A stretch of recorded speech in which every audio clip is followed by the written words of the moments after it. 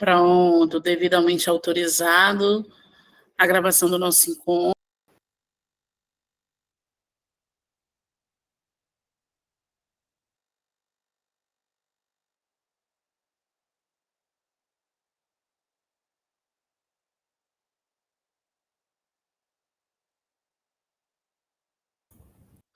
Não entendi. Caiu para você ou só caiu para mim?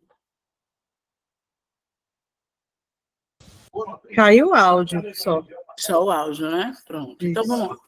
Então, como eu estava dizendo anteriormente, já se teve uma situação, né, de emergência de saúde. Então, ela precisou hoje sair mais cedo do trabalho, mesmo ir para emergência. Mas, como a gente trabalha, né, na coletividade, eu e Thaís vamos comandar o encontro de hoje, tá certo?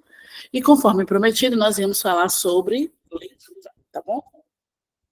Então, bora lá. Então, o nosso ciclo formativo, linguagem didática, eita, e prática docente, a mediação entre o ensino e a aprendizagem nos anos iniciais. Então, hoje a gente vai conversar um pouquinho sobre oralidade e leitura, repensando a prática docente. Tá? Com que objetivos nós temos para falar sobre hoje? Reconhecer a importância da leitura em todas as áreas do conhecimento, dialogar sobre a formação de leitores competentes nos espaços educativos, refletir acerca das práticas de leitura no que se refere às capacidades, procedimentos e comportamentos dos leitores, repensar estratégias e modalidades didáticas da leitura que apoiem as crianças em processos de alfabetização. E a gente sempre gosta de começar com uma formação leitora, porque a gente acredita que, como nós somos modelo para as nossas crianças, né? Sempre trazer uma leitura que dialogue com a proposta que a gente vai trabalhar, ou uma leitura de leite, né? Ou a leitura de algum outro gênero textual, não importa, mas que sempre dialogue com o que a gente vai fazer, ou não, como eu disse, uma leitura de leite, né? Uma situação que aconteceu em jornal, em alguma coisa, e a gente quis trazer para as nossas crianças, a título de curiosidade e informação. Mas hoje a gente trouxe Da Minha Janela. Vocês conhecem essa história?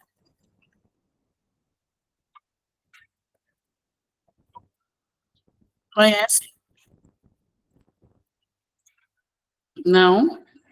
Então vamos lá, vamos pensar o que a gente, olhando para essa capa, o que é que a gente consegue, né, inferir ou antecipar sobre essa história.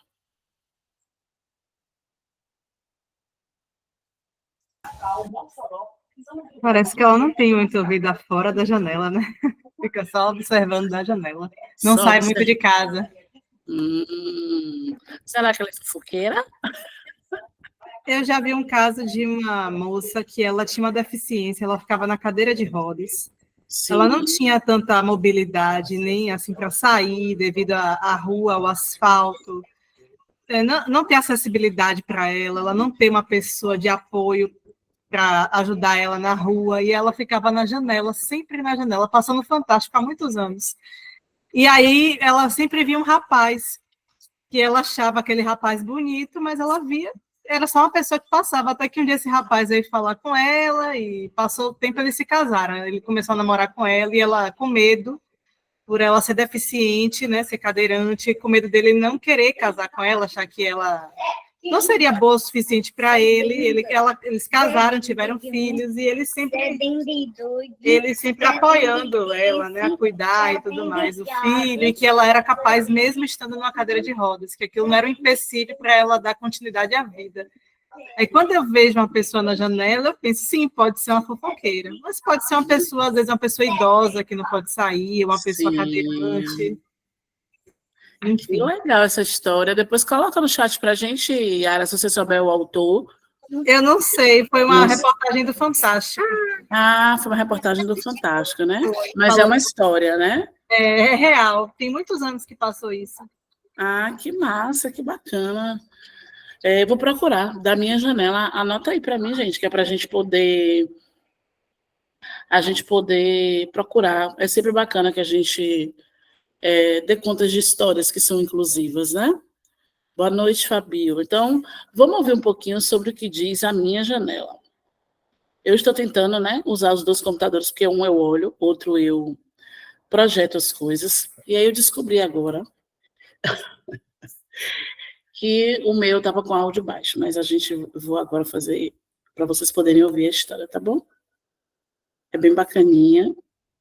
Mas além dessa situação que Yara trouxe, tem alguma outra coisa?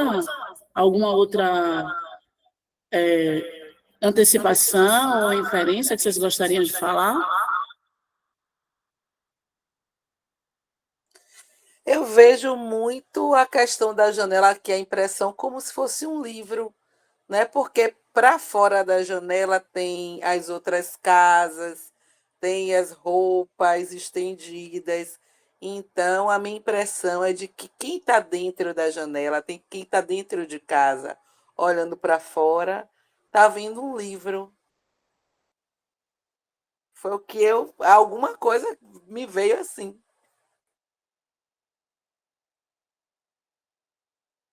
Seu áudio está desligado, Nani. Parece que atrás da pessoa, né, tem algumas coisas. Eu não sei se é alguma roupa que está estendida, se tem alguma coisa escrita. O que vocês acham? Parece literatura de cordel também, né? Essas folhinhas penduradas no cordão. Verdade. Então, acho que é hora da gente descobrir, né? Bora lá.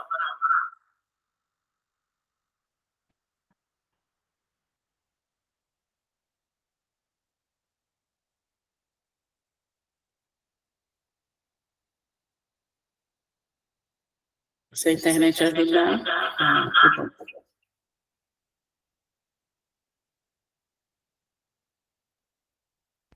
E a nossa história de hoje é Da Minha Janela, do autor Otávio Júnior, ilustração Vânia Starkov. Da minha janela, vejo um céu estrelado e um castelo iluminado. Vejo muitas lajes e telhados remendados. É gente para todo lado. Quando está muito calor, algumas pessoas trazem o mar para suas casas e o dia fica mais fresco. Ao cair da noite, vejo muitas luzes e vagalumes que iluminam caminhos escuros. Às vezes, quando chove muito, o arco-íris visita meu barraco e colore um dia cinzento. Quero descobrir onde está o final do arco-íris. Não por causa do tesouro, quero decifrar um mistério que vale mais que ouro. Da minha janela, converso com os meus amigos. Conversa que vira brincadeira. A nossa brincadeira preferida é microfone sem fio, que vira funk, vira rima e se transforma em poesia. Da minha janela, escuto sons que me deixam muito triste. Às vezes não posso ir para a escola, nem jogar bola lá fora. Da minha janela, vejo o campinho vazio, que volta a se encher de gente. Fazer golaço no Maracanã lotado. Da minha janela, vejo o nascer do sol, vejo gente para todo lado. Gente remendando o telhado que estava quebrado por causa da chuva. Gente indo em busca do seu tesouro.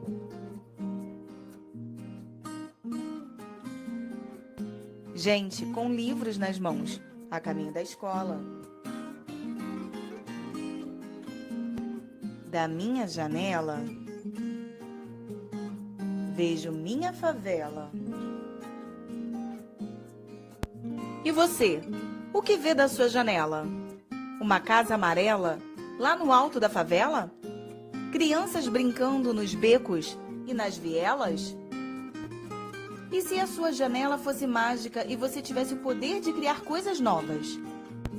O que gostaria de ver através dela? E aí, turminha, o que acharam dessa história?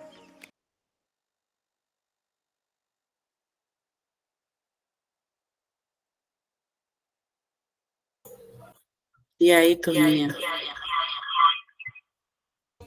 O que acharam da história? Eu acho que traz uma ideia do que é que tem além do horizonte, né? Além da sua janela, né? Suas possibilidades. Eu penso isso, porque ela está numa comunidade, né? Ela fala do meu barraco, da minha janela, eu vejo alguns sons que eu não posso ir para a escola, eu vejo o baile funk, eu escuto o telefone sem fio. Eu acho que é que tem, ela vê ali a comunidade dela, mas ela sempre pensa, se a minha janela fosse mágica e eu pudesse mudar o que eu vejo, né? O que é que tem além do horizonte? O que é que tem além disso aqui? O mundo é imenso, né? Infinito. O que é que tem além desse pedaço que eu vivo? Eu penso nisso. O que é que tem depois do arco-íris, né, Yara? Isso.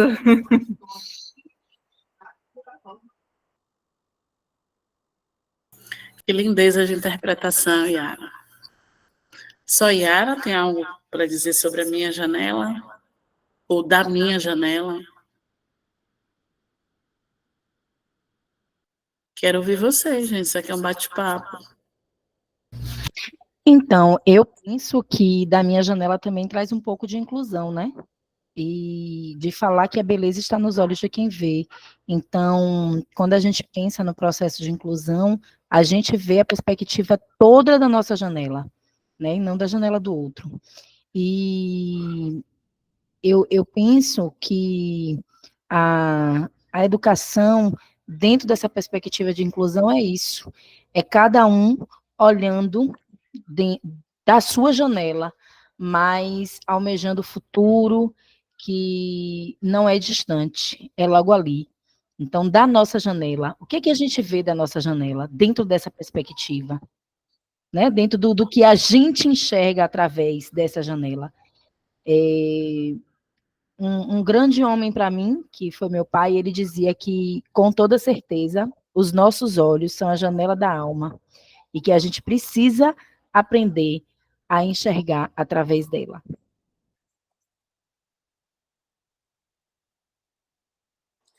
E esse olhar dessa janela, né?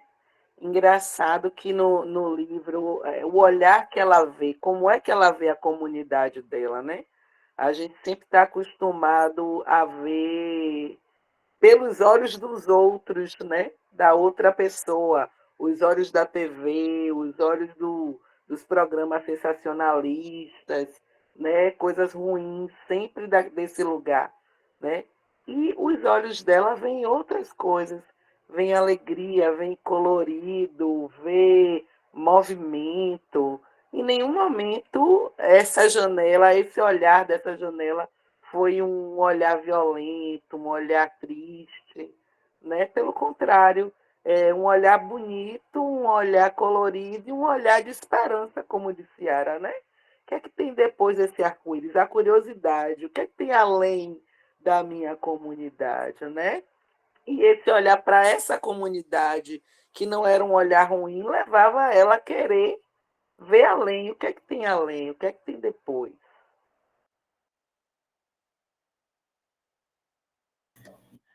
Muito bacana essa reflexão, viu, Kátia? Muito bacana mesmo. Mais alguém quer contribuir? Então, deixa eu só o meu fonezinho. Todas me ouvem? Pronto, acho que agora foi melhor também, porque disputamos os espaços, né? Precisamos incluir todos. O filho também está assistindo aula, então a gente precisa dividir o espaço que nós temos. Essa forma como vocês olham, né, para a interpretação desse livro maravilhoso, né, de Otávio Júnior, é um livro que nos remete a uma série de reflexões. Quando a gente olha para a janela de uma escola privada que eu trabalho, ela tem uma outra perspectiva. Quando eu olho para uma escola pública, ela tem outra perspectiva. Então, esse livro, ele nos coloca de frente de uma comunidade que, apesar de ter momentos difíceis, ele também tem lados bons, né? a convivência na própria comunidade, o que se faz com aquilo que os próprios recursos permite, e ainda assim é possível ser feliz, né? Então, eu pergunto a vocês, olhando para a janela da sala de aula de vocês, o que vocês veem nas crianças, quando a gente traz uma proposta como essa?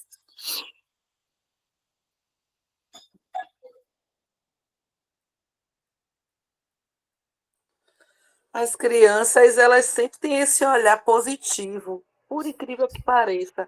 Por mais que a criança seja sofrida, né? A minha vida inteira, a minha experiência maior foi com escola pública. Desde da faculdade, eu sempre estagiei em escola pública. Eu estagiei em poucas escolas particulares. Tive pouca experiência com o particular. A minha experiência maior é pública. Só de município eu já tenho 17 anos. Então, assim, a gente já passa por várias situações, né? Crianças que sofrem abusos, crianças que apanham, vários tipos de abuso, né? Graças a Deus eu nunca peguei situações muito graves, gravíssimas, né? De toda sorte é grave, qualquer tipo de abuso é grave para uma criança. Mas ainda assim, o olhar da criança é sempre positivo, né? Assim, é incrível isso. É sempre positivo, é sempre bom, é sempre para melhorar. E o espaço da própria escola, a minha percepção, né, é que a janela deles, né, eles nessa janela, a escola é um espaço onde eles podem ser crianças, pelo menos nos lugares onde passei, né? Eles podem ser crianças, eles podem brincar, eles podem expressar o que sentem, né? Um lugar de alívio, um lugar gostoso de estar. A minha experiência dessa janela é sempre positiva. Que bom, Kátia. Mais alguém? Estão muito quietinhas hoje, estão cansadas. Então, quando a gente fala de leitura, né, na escola, ler e escrever na escola, a gente abre uma janela de possibilidades, não é, gente? Para as crianças como as de Kátia, que também é a minha realidade, é muito importante que elas tenham acesso a esse mundo, que é um mundo mágico, né, enquanto crianças, porque elas têm a inocência muito mais aflorada, mas também que elas tenham contato com uma leitura que não é só a leitura de mundo, mas é uma leitura também que coloca ela em condição de leitor competente. E para esse público, muitas vezes, é a única possibilidade de ler, né?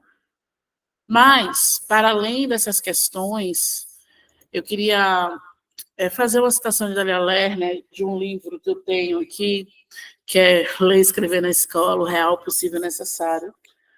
Deixei lá no trabalho, mas ele diz assim: ensinar a ler e escrever é um desafio que transcende amplamente a alfabetização.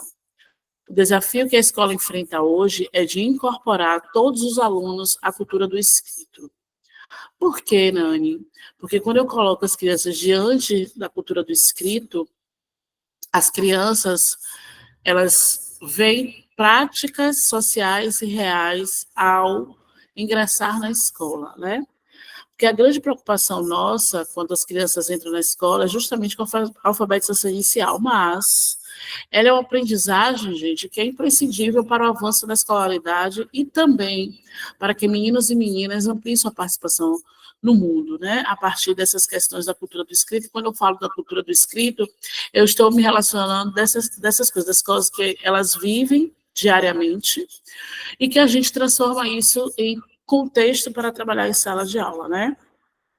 Só que a aprendizagem da leitura e da escrita nessa fase da escolaridade, ela não está restrita necessariamente à compreensão e incorporação do sistema alfabético. E isso é uma coisa importante. A gente não lê só para alfabetizar, ler tem diversos propósitos. Mas, para que as crianças possam se alfabetizar, elas precisam manter contato com a leitura. e com a escrita. Por mais que hoje a gente esteja falando das questões ligadas à leitura, elas são indissociáveis, porque se aprende a ler, lendo, escrever, escrevendo, mas é impossível você fazer o trabalho de leitura sem associar o trabalho de escrita, né? Então, quando a gente fala no trabalho de leitura, é muito necessário que a gente possa investir em 3 tipos fundamentais de conteúdos: a capacidade de leitura, os procedimentos de leitura e os comportamentos leitores, né? E aí a gente vai discutir um pouquinho sobre esse movimento agora, certo? Então, a gente já conversou, né, de uma maneira geral sobre isso, mas quais caminhos você percorreu para fazer a leitura dessa realidade? Conta aí para mim. E aí você pode olhar para a sua sala de aula também, tá bom, gente? Ou para a sua escola.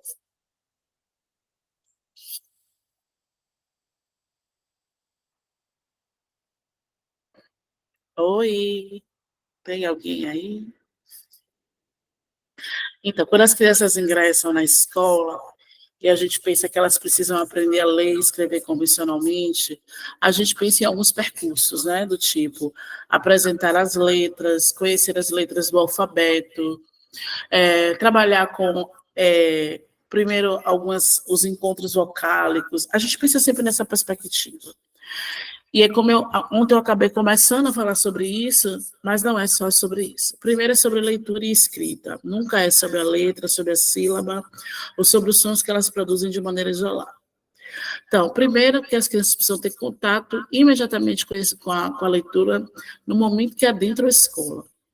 E se elas não têm esse acesso, somos nós os responsáveis. Então, é importante ler todos os dias. Na verdade, é inegociável que as crianças leiam todo dia nas escolas e que nós, com essa palavra aqui, e que nós sejamos esse modelo. Então, pensando nas questões das 4 situações de alfabetização que a criança precisa passar, as 4 situações, né, que é leitura pelo professor, leitura pelo aluno, escrita pelo professor, escrita pelo aluno, é pela leitura que ela dá ingresso a esse movimento, né? Então, ler com sentido, ler com propósito, pensando por que eu estou escolhendo aquele texto, aquele gênero, aquele portador textual.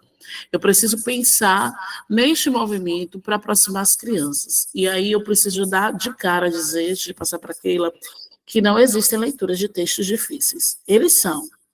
E é claro que a gente precisa fazer todo um movimento para aproximar as crianças desse tipo de texto, que quando nós abrimos os livros, é esse tipo de texto que está lá. Então, se eu começo tentando apresentar às crianças as letras, e elas abrem o livro, elas não vão encontrar isso de uma maneira isolada. Mas que tal começar com uma leitura pelo professor e colocar elas em situação tanto de leitura, mas como de escrita, a partir do próprio nome, né? E ontem a gente viu Gael, quando a professora pede para ele escreve desenhando, e quando a professora pede que ele leia aquilo que ele escreveu, ele toma um susto, porque ele diz, ele pensa, né?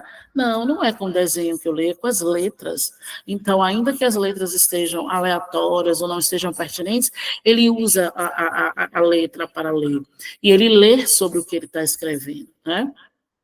Então, olhando para essa perspectiva, é que a gente começa a desenvolver, né? Olhando para o professor, é que as crianças começam a desenvolver esses 3 tipos de procedimento, que é o comportamento leitor, né? Os procedimentos de leitura e as capacidades. Diga, Keila. É que eu estou anotando aqui, como você falou da questão da leitura, né? Que não só as letras, não só os livros, mas ler a escola. Como é a nossa escola? Né? É tão importante isso. O que é que tem na nossa escola? Aqui é o banheiro, né? E mostrar a cozinha, as partes da escola que compõem a nossa escola, essa leitura, de onde eu vou chegar, daqui da minha sala eu quero que você vá à secretaria, entregue esse comunicado, é uma leitura, né? Então, assim, esse caminhar, como é que eu chego lá? Onde é isso que ninguém me mostrou? Né, essa parte da escola. Então, isso já é a primeira leitura que pode ser proporcionada pelo professor aos alunos quando adentram a escola, e não se esgota só nesse primeiro dia ou nesses primeiros dias, né? É importante refazê-la durante a caminhada, porque eles acabam esquecendo. Secretaria, diretoria, quem é onde fica a diretora, quem é que fica lá, fulano, né? Então, assim, essa é uma leitura também muito importante, de conhecer esse espaço que eu estou, né, que me pertence. Então, o que se destina, o que é uma diretoria, o que é uma secretaria, o que é que se faz lá? É também uma leitura importante dentro da escola e é para ele também se sentir pertencente àquele ambiente. Perfeito. Na verdade, é uma prática social, né? Saber quais as funções, para que serve aquilo que está dentro da minha escola, que não é só a minha sala de aula, não é só a minha professora. Boa noite, querida.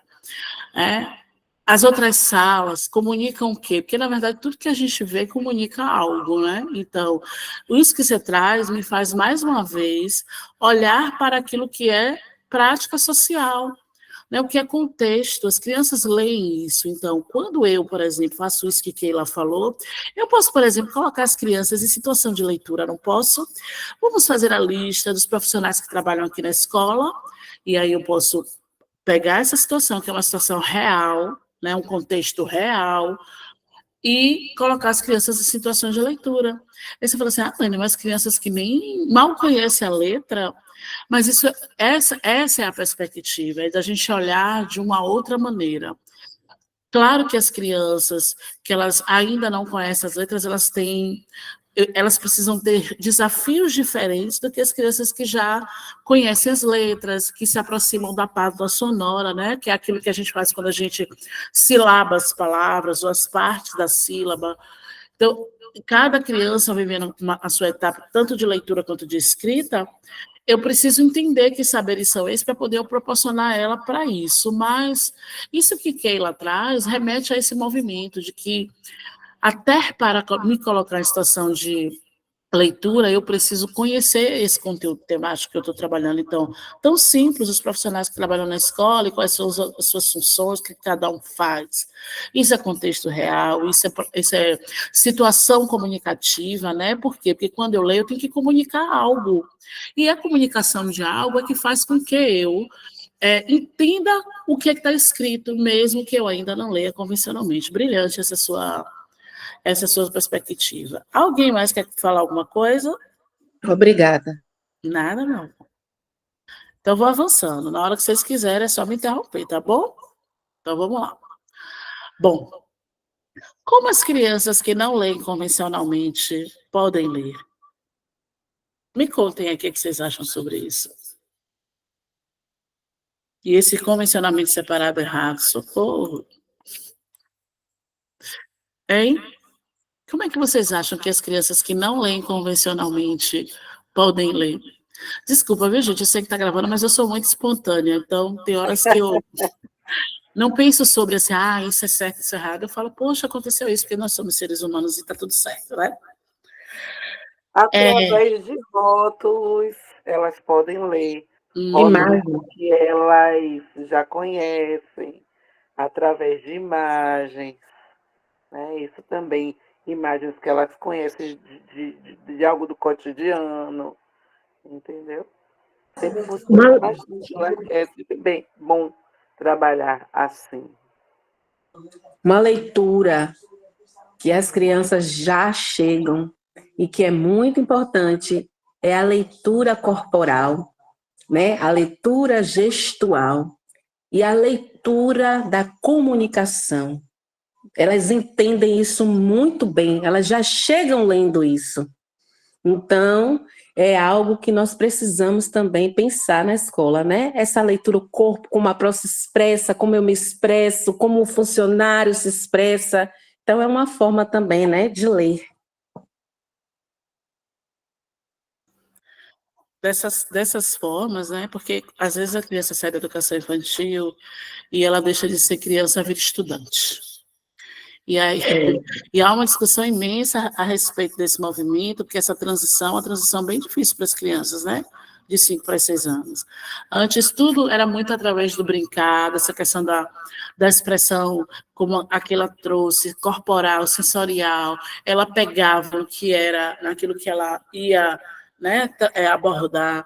Tudo tinha uma situação para ela que era muito real, e hoje Depois que ela entra nesse primeiro ano, ela já senta em fila, ela já faz avaliação, né? Então, é um mundo muito diferente. Então, quando as crianças entram nesse primeiro ano, elas têm, primeiro, que ser cuidadas, né, como crianças.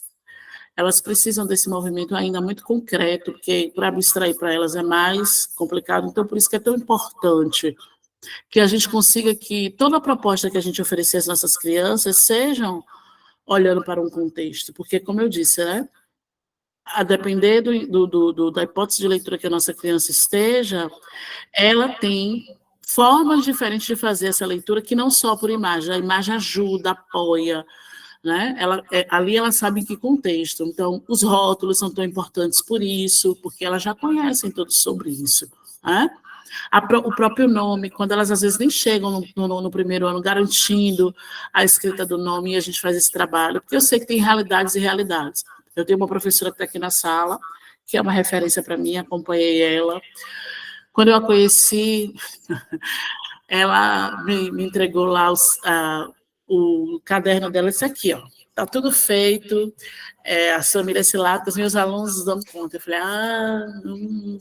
Aí o contexto corporal, viu, Keila? Já disse assim, tô comendo nada. E aí, ao longo do processo, né, no diálogo, ouvindo muito o que ela sabia, ouvindo muito a prática, e também ela muito envolvida e muito interessada. Eu vi, quando os meninos dela chegou no grupo 5, eu te passo a palavra, Diana, eles estavam lendo ao final do primeiro semestre. E ela dizia assim, Nani, o que aconteceu? O que aconteceu? Não sei. Práticas sociais reais, né?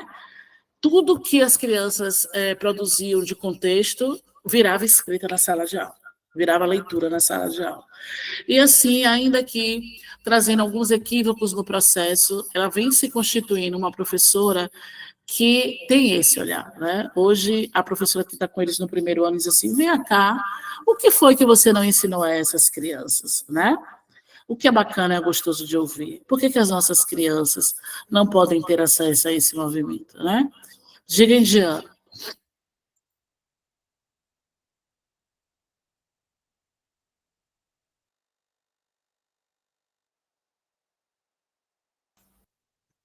Está fechado o seu microfone, Diana. Pode abrir e falar.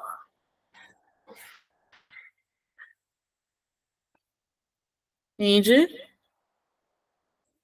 Bom, então, vamos deixar o espaço aqui aberto para quando ela puder falar. Dessa forma é que a gente consegue que as crianças leiam de maneira não convencional. E não sei se vocês viram Gael, né? Gael tinha 5 anos, quando ele chega naquela etapa, e é claro que é uma etapa inicial ainda, mas observem que Gael, ele faz a leitura da palavra do carro, da patinete. Vocês observaram isso no encontro de ontem? No Classroom, a partir de hoje, que a gente vai colocar, hoje não, amanhã, que é quando baixa o vídeo, a gente vai colocar até os vídeos que a gente trabalhou lá, mas vocês percebem claramente que uma criança que está numa hipótese muito inicial, pré-silábica, né? Ela consegue fazer a leitura, gente, é incrível isso, como ela consegue fazer a leitura daquilo que ela escreveu. Tudo porque quando ela escreve, ela sabe do que está escrevendo. Ainda que ela não use letras,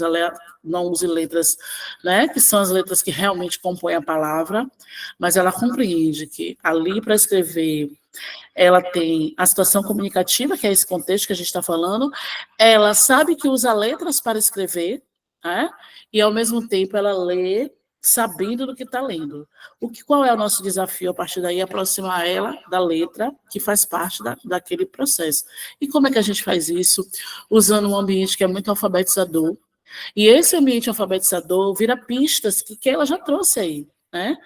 Viram pistas que é dessa função social mesmo de apresentar o espaço, lidar com as questões corporais, sensoriais das crianças, mas também colocar elas diante do desafio de ler a própria escrita, gente. É só dessa forma que elas se aproximam desse movimento. Agora, claro, elas não conseguem sozinhas, né? Elas precisam não só do apoio, da intervenção do professor, como de um colega que é um pouco mais experiente do que ele, que já dialogue, dizendo, olha, aqui não começa com o G de Gael, começa com P de patinete, é o patinete. E aí eles vão. E aí, quando a gente fala muito sobre essa questão do ambiente alfabetizador, é muito importante que a gente coloque as crianças em condição de ir em busca desse ambiente alfabetizador. Como é que a gente faz isso, Nani? Vamos lá, vem cá, Gael. Né, aqui está escrito a lista das crianças, o nome de vocês, não é verdade? Me ajuda aqui a olhar para o nome do seu colega. Vocês observam lá também naquele vídeo que Gael ele já sabia o nome dos colegas só de olhar. E quando a professora vai perguntando qual letra compõe aquele nome, ele vai dizendo letra por letra. Então, Gael dá um salto de qualidade já muito grande. E aí, se a professora coloca ele em situação de vamos lá procurar, por exemplo, Gael, como é que eu escrevo patinete? Com que letra começa? E ele pode não saber. Se ele não souber, o que é que eu faço? Eu espero ele descobrir, ou fico pá para ele? Eu informo. Patinete começa com P. Mas olha aqui na lista. Tem algum colega que te ajuda a escrever patinete? A parte pá? E aí, se tiver uma Patrícia, um Paulo, ajuda as crianças a pensar. Vai ser só da primeira vez que ela vai dar conta? Não, eu preciso colocá-la em muitas situações como essa, para que ela vá colocando. Então, Nani, você me disse que eu não trabalho com as letras isoladas, mas eu não trabalhei aqui nem com a letra isolada, nem com a sílaba de maneira isolada. Eu trabalhei eu olhando para o nome de algum colega que ajudasse Gael a escrever patinete, eu pergunto a ele que parte dessa palavra te ajuda a escrever patinete. Até porque as outras partes não são pá, são outras sílabas, né? Então, quando eu penso sobre isso, eu estou usando letra, eu estou usando sílaba, e aí eu vou pensar nessa organização a partir desse som, que é essa relação grafema e fonema, que as crianças fazem de uma maneira muito naturalmente, sem a gente ficar repetindo, não só a letra, o som da letra, mas também as famílias, né? A parte de cada palavra repetida às vezes, porque na verdade, é memorização, não é aproximação. E as crianças, elas aprendem por aproximações sucessivas. Então, patinete, né? Quando ele escreve carro, por exemplo, carro, tem um dígrafo ali, né? Tem um dígrafo. E quando eu tiro um R do carro, fica caro, né? E Gael vai aprender esse RR e esse R quando? Só quando eu chegar na família? Não, ali tem um contexto. Então, carro. Vamos olhar aqui na lista de brinquedos, que era o contexto da professora, se tem alguma palavra que te ajuda a escrever carro. E mesmo que eles, né, não escrevam olhando para todas as letras, eles olham lá e vão lá e dizem, é a mesma parte da palavra carro, minha prova. Então, escrevem aí. Então, dessa forma, a gente vai aproximando as crianças da leitura a partir das fontes de informação, do próprio nome, né, por aproximações sucessivas e utilizando esses comportamentos que a gente vai dialogar aqui rapidinho. Keila. Você trouxe um ponto importante, né, dessa participação do professor, de perceber que ele não entendeu, que ele não sabe, não decodificou e falar, a letra tal. Porque o que a gente observa muito hoje fica naquela tentativa, falando a palavra tal, e o menino fica tentando adivinhar, e essa adivinhação não vai, ele fala outra letra, não chega, e o papel é esse do professor, né, do ensinar, não viu, percebeu, vamos auxiliar, vamos dizer, para que ele, né, perceba como entenda a diferença, remeta ao conhecimento que ele tem, entendi, eu estava até entendendo que era outra letra, ou que não era isso, né, ter esse diálogo, até para perceber o que é que ele sabe, o que é que ele não sabe, como que ele está compreendendo esse ensinar, não é verdade? Então isso aí é importante, e quando você traz a questão assim do RR, do ensinar, mas também não quer dizer que ele já consolidou essa aprendizagem agora, que esse é um dos pensamentos também do professor. Mas vai ensinar o RR agora? Sim, ensinar, ele vai conhecer, consolidar, a gente vai estar trabalhando para a consolidação, né, desses conhecimentos. E o outro ponto também é entender que a criança que está no 5º ano, ela não é um adolescente. Ainda é criança, precisa ser tratado como criança, por mais que eles estejam grandes, com 11 anos é criança. Então, esse tratamento também precisa, esse cuidado com eles, de orientar sentar nas aulas, como deve ser um caderno, sentar, toda essa orientação é necessário também no 5º ano. E Perfeito. isso tem se perdido ao longo do tempo, né, tratando as crianças do 5º ano já como adolescentes grandes, que sabem já abrir seus cadernos, se organizar, ainda não sabem. E essa é uma prática que precisa ser feita pelo professor, sim, é pelo professor mesmo, em sala de aula, orientando todos os dias, até perceber que eles estão conseguindo ter essa autonomia, né, para se organizar. Obrigada. Perfeito, Keila. E nessa perspectiva que você traz aí a questão do 5º ano, e por isso que quando vocês ouviam falar assim, alfabetização, parece que você está falando das crianças menores, não, eu estou falando dos maiores também. Como Keila trouxe as questões, as crianças do 5º ano, ela já, né, na sua maior, pensando em realidades diferentes, uma escola privada, uma criança de 5º ano, ela lê e busca a produção de texto com fluência, e que também é um equívoco muito grande sobre a produção de texto, a gente vai falar sobre isso amanhã, porque muitas vezes a gente entrega a criança uma folha e diz a ela, fale sobre as minhas férias. Eu era uma criança que meu pai fazia uma opção entre estudar e curtir férias. Então, como ele era peão de obra, ele escolhia pagar a nossa escola, né, para que a gente pudesse, ele acreditava nisso enquanto futuro para os filhos dele. Então, eu não tinha o que contar nas minhas férias, eu ficava em casa. Levantava, ajudava a cuidar da casa, a gente tinha uma cachorrinha, passava em casa isso. E era televisão, e quarto, e dormir. Como eu morava em prédio, à noite, minha mãe deixava eu descer para brincar e tinha horário para subir. Meus colegas, que tinham uma certa condição muito melhor do que eu, eles viajavam, então o prédio ficava como vazio.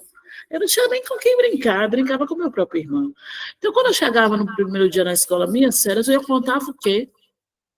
Brinquei no playground, brinquei no playground de noite, cuidei da casa. Isso eram as férias que eu achava que eram férias. Então, até sobre isso a gente vai precisar conversar. Diga, Flávia.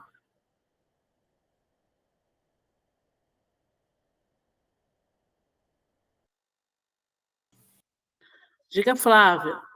Tá livre o microfone. Abre o microfone. Eu inventava que tinha visto. Quando não isso. Boa noite. Boa noite. Está ouvindo? Estão ouvindo? Sim. Assim, peço desculpa pela timidez.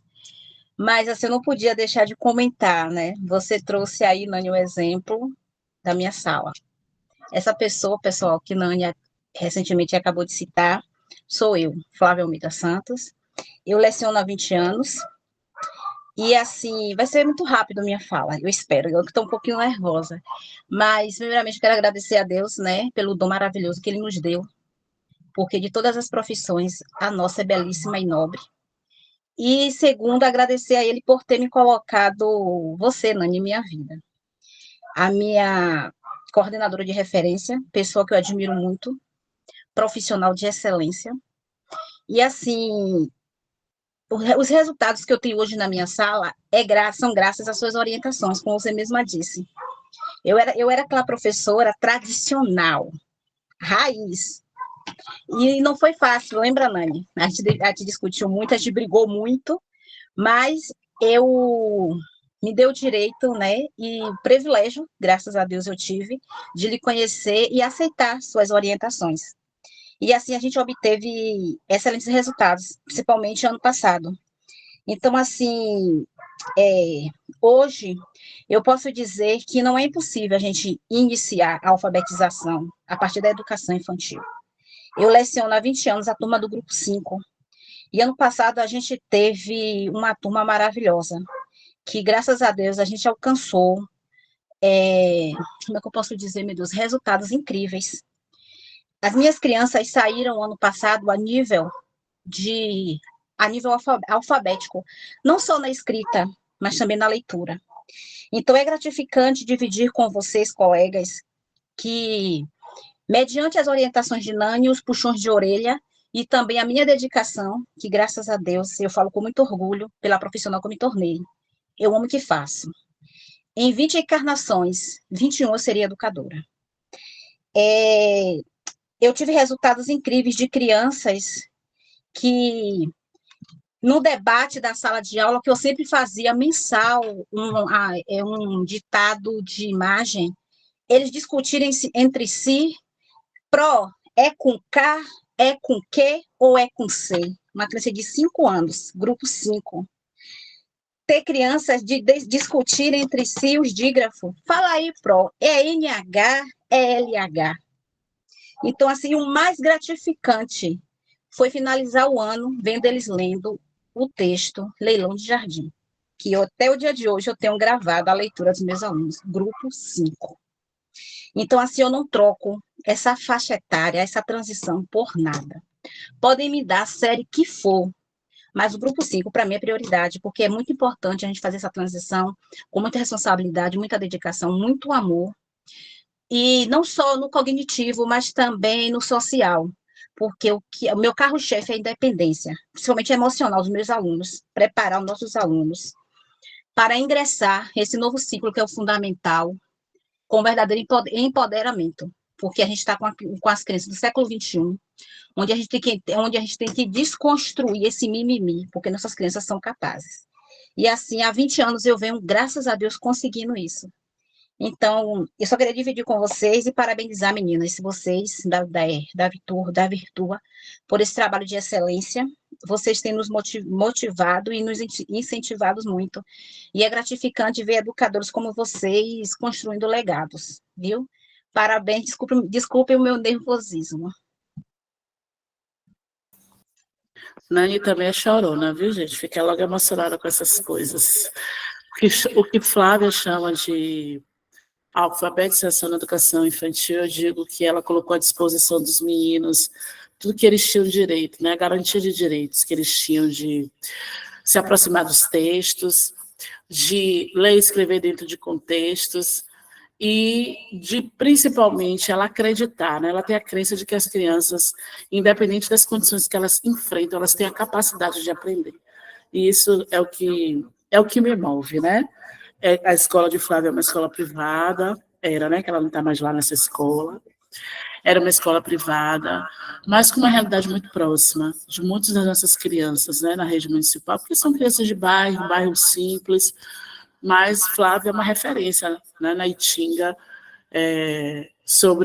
trabalhando com o grupo 5. Ela diz que ela está alfabetizando, mas ela está, na verdade, colocando à disposição das crianças todo um contexto para que elas possam ler e escrever sem se preocupar se é certo ou se é errado, mas que elas estão no processo de aprendizagem. E isso, na verdade, nos motiva bastante, né? Eu quero pular esse slide, que eu não estou aguentando ver isso aqui escrito errado. Então, quando a gente fala, né, dessa linguagem, dessa leitura, ela não começa, né, na leitura, ela faz o que as meninas já trouxeram aqui, essa linguagem oral, a linguagem verbal, né, para depois, então, ela chegar numa linguagem escrita, que é essa que a gente usa para escrever, que é o que a gente vê nos livros, né? Mas é preciso também colocar as crianças, por exemplo, a planejar as atividades de oralidade. Eu me lembro até que eu vi isso numa pergunta lá, como planejar boas situações de linguagem oral. Então, como tudo que a gente vem falando aqui, ela precisa de um contexto. E eu vou apresentar uma situação para vocês, queria que vocês me ajudassem. Então, eu estou numa turma de primeiro ano agora, e uma das propostas que a gente fez para as crianças era que elas tivessem o dia da brincadeira, né? E nesse dia da brincadeira, a gente tinha algumas coisas para fazer. A proposta do dia da brincadeira era convidar as crianças de outras turmas para brincar com a gente. Mas, para isso, a gente precisa percorrer um caminho. Pronto. Nani, quando você fala que vai convidar as crianças para brincar com a gente, eu estou dizendo o quê a vocês? Que eu estou criando uma situação, um contexto de comunicação para que as crianças possam perceber que elas vão fazer algo de leitura ou de escrita para alguém. Porque quando eu não leio para mim. Quando eu não escrevo para mim. Eu leio e escrevo para alguém que vai ler. Então, eu preciso de uma situação comunicativa real para poder escrever ou para alguém ler aquilo que eu estou produzindo. Então, eu preciso da situação, do contexto, de um destinatário, né, que vai receber aquilo que ou vai ouvir, o que eu vou ler, o que eu vou escrever.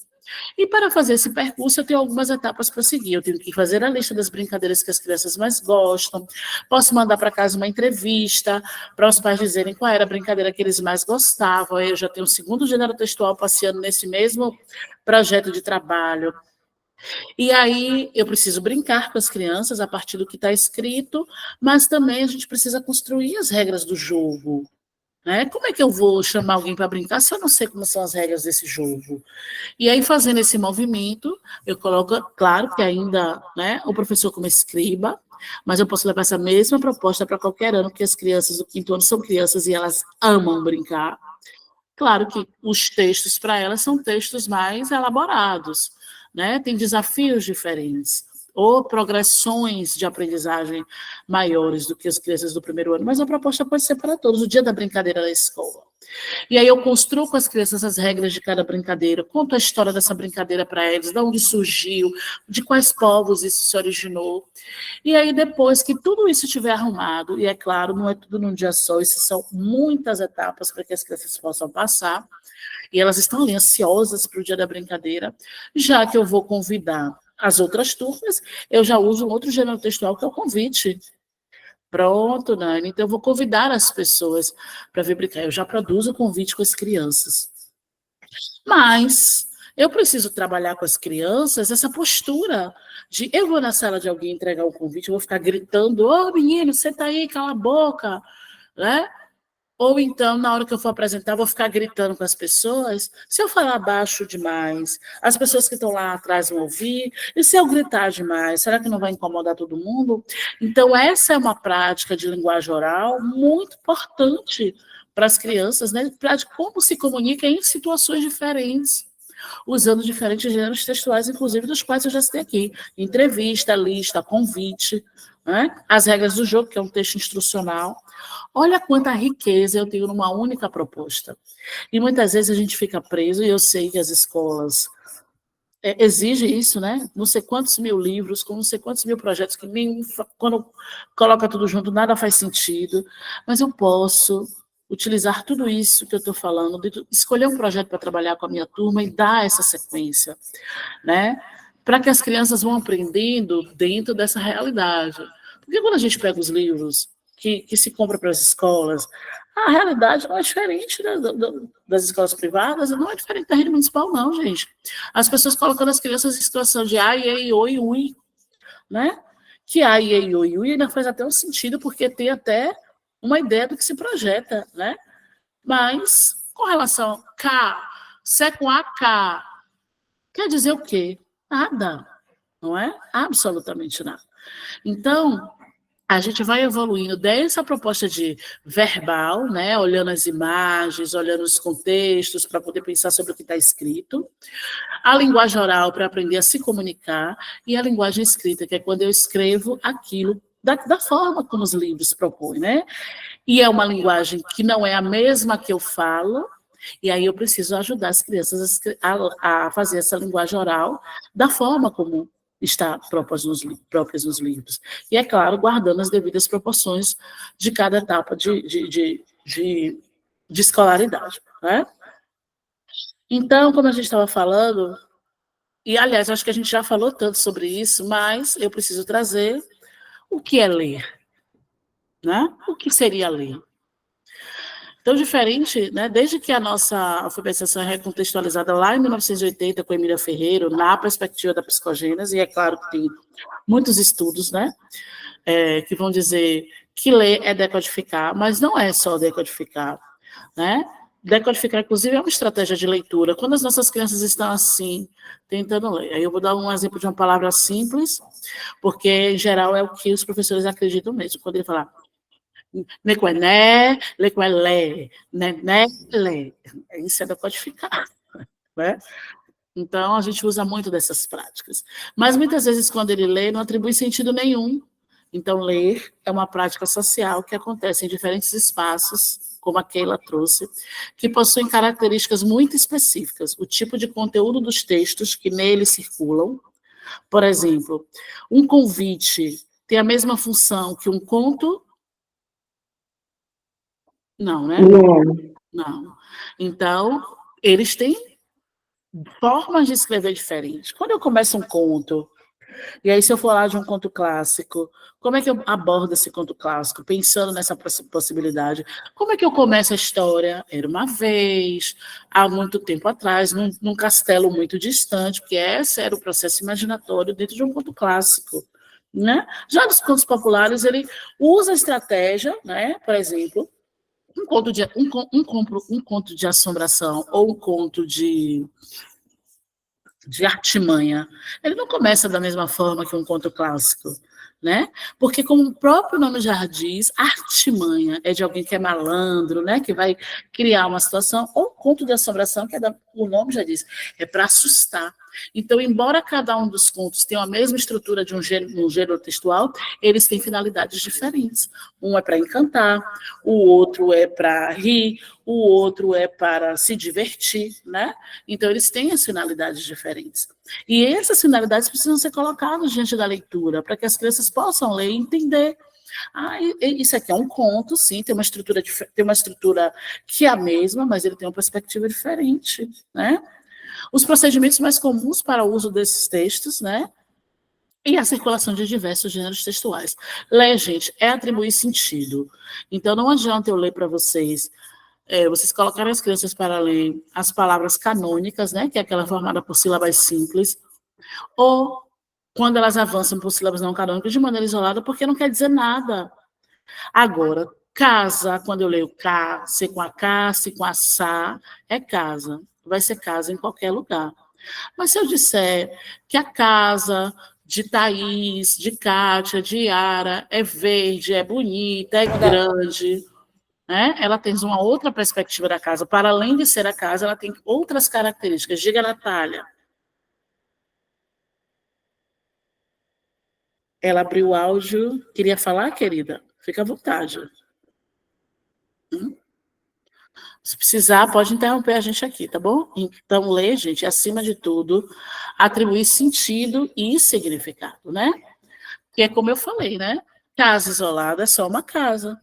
Mas quando eu leio aquela casa, aquele texto que é Toquinho, era uma casa muito engraçada, não tinha teto, não tinha nada, ela nem é uma casa, né? É uma casa engraçada, é diferente das demais casas, mas ela tem uma outra perspectiva. Então, ela precisa ter, né? Sentido, atribuir sentido e significado. Porque quando eu falo manga, eu posso estar falando da manga fruta, como eu posso estar falando da manga do meu vestido, não é? E elas estão a mesma escrita, mas elas têm sentido e significados completamente diferentes. Tá? Então, vamos avançar. Eu estou falando muito sozinha, queria muito a contribuição de vocês, viu? Chega, estou ficando sem água no meu copinho. Mas vamos lá. Como formar leitores competentes, que é nosso grande desafio, né? Como é que vocês acham que a gente faz esse movimento? Olhando até para tudo que a gente já dialogou até aqui. Contextualizando. Eu acho do que você falou até agora, Nani, para mim o que ficou mais importante é essa questão da contextualização, porque leva a significado. Não adianta as crianças aprendem, né? Como foi o método que nós passamos, eu acredito que a maioria de nós aprendeu por esse método, né? De silabação, do casinha feliz. Nós aprendemos, mas eu acho que quando você cria o significado, as crianças têm muito mais facilidade em ler e escrever também. Exatamente. Exatamente. Na verdade, é como eu venho dizendo o tempo todo, para ler e escrever, eu preciso de contexto, saber por que estou lendo e por que estou escrevendo, para quem eu vou ler e escrever, né? Por que eu tenho que fazer a leitura e a escrita de uma situação, de uma palavra, de um texto, e aonde esse texto produzido por mim vai ser lido, né? Por quem? Quem vai? Para onde vai circular? Porque, a depender de onde circular, eu tenho que me reportar de maneiras diferentes de escrever. Se eu for enviar um bilhete para o meu colega, eu posso me expressar de um jeito. Se eu for para o diretor, é outro jeito de expressar. Se eu for escrever um bilhete, né, que a gente escreve um bilhete, mas se eu tivesse que escrever hoje um bilhete para o presidente da República, eu teria que dialogar de maneira diferente, né? Então, para cada situação, um tipo de leitura, né? E aí... Isso também, desculpe fica à interromper, isso vontade, também Ana. ajuda mais tarde com a questão da interpretação do texto. Perfeito. Hoje eu estou trabalhando como P2, né? Sim. E eu sinto a dificuldade de cada turma. Eu sou P2 do primeiro, do segundo, do terceiro e do quinto. Então, a gente vai percebendo, né, quando eles vão crescendo, vão mudando de turma, a dificuldade de interpretação, né? Então, você contextualizando desde a educação infantil, essa questão da interpretação vai ficar muito mais fácil para eles, mais para frente. Porque as crianças têm medo de errar. Se elas não sabem o que está proposto ali, fatalmente elas vão errar. E o que é que a gente faz? A gente corrige lá, passando a caneta, ou reescrevendo. Então, elas precisam saber o que vão escrever, porque elas vão fazer... Sabe quando a gente fala em diagnóstico, que a gente escolhe um campo semântico? É a mesma coisa para a leitura. A gente precisa delimitar para a criança, para que ao invés de eu vou falar aqui da escrita de uma parlenda, eu não vou pensar em saudade, eu não vou pensar em carro, eu não vou pensar em amor, né? Eu preciso pensar na estrutura da parlenda, o que ela propõe, e a gente às vezes não sabe nem qual é a função que o próprio texto propõe. Por exemplo, uma parlenda, qual é a função social da parlenda? Alguém sabe? É brincar. Simplesmente brincar. E a gente usa isso a nosso favor, né? A favor de um texto que geralmente é um texto de memória para as crianças dos processos iniciais de alfabetização, que é muito bacana para se trabalhar, mas às vezes a gente quer que as crianças escrevam, mas não brincam com elas, né? Então, assim, são muitos saberes e eu compreendo, né? Eu venho me formando nesse processo, acho que eu nunca vou deixar de continuar aprendendo sobre alfabetização, seja ela inicial ou não, porque cada dia que passa, mais eu vou entendendo que eu preciso ter outros saberes, né, que vão para além das letras, além do contexto, que vão para, por exemplo, entender como é que funciona, né, a questão do aparelho fonador, para que as crianças possam falar, para as crianças que têm dificuldade, para as crianças que são de inclusão. Então, é um processo muito longo, a gente não para nunca de estudar, né? Mas, claro, que eu não posso também fazer tudo de vez, porque eu também não dou conta, e a gente vai fazendo e pensando nos processos diante da necessidade, né? Então, quando a gente fala em formar leitor, a gente usa esse contexto aqui, gente, que é o que a gente vem discutindo até aqui, né? Um leitor competente precisa da utilização da linguagem escrita. Que é isso que você está me falando, Nani? É justamente o que eu falei, é a linguagem que a gente usa para escrever. Que linguagem é essa, Nani? Aquela que está nos livros, nos textos. E como eu aproximo essas crianças disso, vou contar um pouco mais sobre isso amanhã. Quando a gente, por exemplo, faz produção de texto e a gente precisa passar pelas 5 operações para produzir um texto, um bom texto, né? E você está falando de escrita ou de leitura dos dois. É impossível desassociar. Eu só consigo escrever se leio e ao contrário também, né? E aí amanhã a gente vai discutir um pouquinho sobre as operações da produção de texto, tá? Que vai para além das questões de observar o nível de escrita. O nível de escrita me ajuda a decidir como vou planejar a situação de escrita para os meus alunos que estão em cada hipótese a partir dos agrupamentos produtivos. Mas eu não vou deixar de escrever. Fala, Yara. Eu vi que você estava falando dessa questão da contextualização, né, no caso da educação infantil, de que essas crianças vão entrar no fundamental, né, e vão dar continuidade ao processo de leitura, de escrita, de aprendizagem. E a própria criança, quanto mais nova ela é, né, ela tem essa dificuldade de perceber o que é abstrato, né? Para ela é muito mais fácil entender aquilo que é tangível, né? E quando você traz a contextualização na leitura de fazer um bilhete para chamar o coleguinha para brincar, ou de repente fazer um bilhete, de repente no Dia das Mães, um cartão para a mãe, que teria uma função social também, né? Você contextualiza a produção da leitura, da escrita, com uma função, né, social daquilo. Como a colega citou também, as partes da escola, quando você contextualiza, aquilo deixa de estar no campo abstrato e a criança passa a estar tangível para ela. Né? Por que eu tenho que ler e escrever? Isso que é tão chato, aprender essas letras e ficar sentado com o papel e a caneta na mão, o lápis, escrevendo e apagando e refazendo, e colocando as sílabas e unindo. Aquilo passa a ter um sentido, né? Um sentido que é palpável para ela. Muitas crianças têm a dificuldade também com a matemática, por a matemática ser abstrata.